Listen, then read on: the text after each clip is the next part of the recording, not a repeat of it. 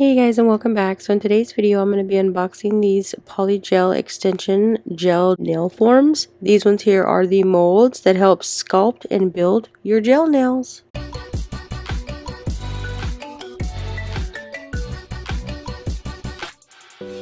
Alright, so right here we have these molds. They have several different shapes and sizes. So if you're like me and you use polygel and you don't like the molds that come with the gel because they're too round, these ones here are more flat. So this one here has the square edges. They also have the duck bills. They've got the stilettos.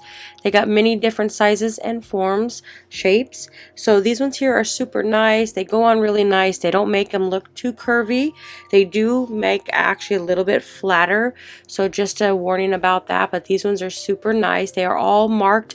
They all have their size numbers at the very bottom, not on this side. That's the side you put on your finger.